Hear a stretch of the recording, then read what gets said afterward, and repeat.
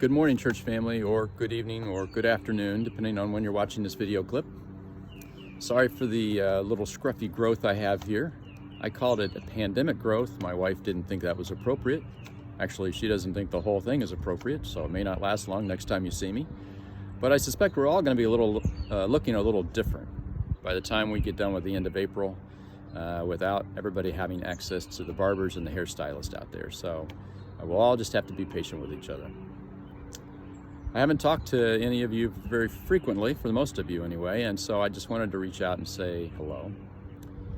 I know that it's easy to get a little discouraged right now, to feel a little helpless, maybe out of control, and that's easy to do. But look at it this way, there's nothing that has been forced upon you right now that you had anything to do with. It's not your fault, and we're all in this together. The whole country is trying to figure out how to live in this environment. I try to be an optimist. I try to find bad situations and make good things out of them. And I was thinking last week, in this particular situation, Steve, what on earth can be positive about this? And I don't know if it's positive, but there are some ways maybe to look on the bright side. And first of all, one of those was, I thought, it could be a lot worse if this had been November that this happened, or December, right around all the holidays and family gatherings,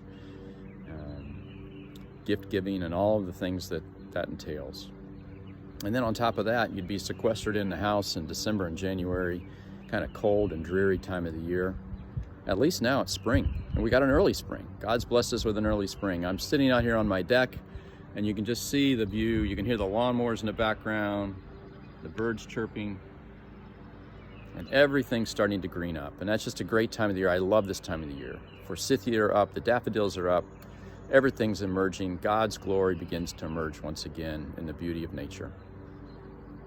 At least now, when you're not in between raindrops, you have the opportunity to go out, get a walk with some fresh air. Sometimes during lunch, now that I'm here at the house, Chris and I will go take a long walk over lunch. It actually does a lot for your body and your soul.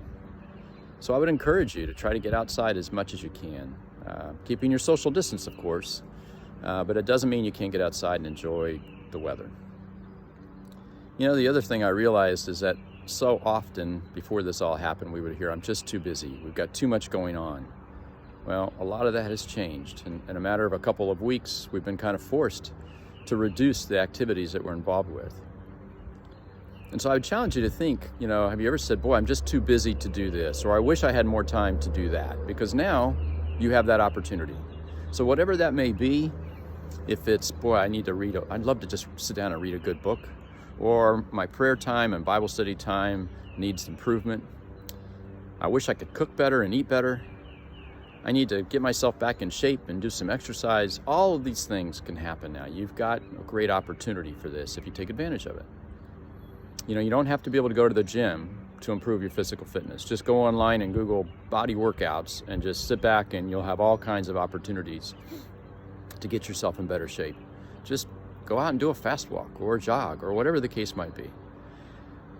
Or how about family time? I wish we had more time as a family. Well, like it or not, you got it. And so how do you take advantage of that? How can you build some meaningful relationships with your family during this period of time? They say that it takes 2 weeks to make a habit. I'm here to tell you, you got at least 3 more left. So you can create some new habits. And so when we do come out of this, maybe you got some new habits that are positive. You can come out of this as a better person. I would really challenge you to think about that personally and take advantage of this opportunity. Another challenge I wanted to make for you is just our church family, is how do we stay connected? The elders and deacons and preachers have been having all kinds of dialogue and trying to keep us connected. The elders and deacons are trying to reach out to all of our members and just check in on you periodically. If you haven't gotten a call from one of us yet, please let us know. Reach out to us and let us know how you're doing. And just, I would challenge you one more thing. When you're at church, who is it that you normally connect with? Who is it that you grab a cup of coffee with and you always go over and say hello and find out how their week was? Or after second service, you find yourself in the foyer talking for a while? If you haven't connected with them in the last week or so, please do so. Don't just make it a text. Try to do a FaceTime or a Zoom meeting or something to make this more personal. What are you going to talk about? Well, just talk about what you've been doing in the house for the last 2.5 weeks and complain a little bit if you want to. That's what we all do, right? but encourage each other and build each other up and stay connected as much as possible. We'll get through this, and it'll be different when we come out. Who knows what it looks like? But as Christians, we have a hope that most people in this country don't have.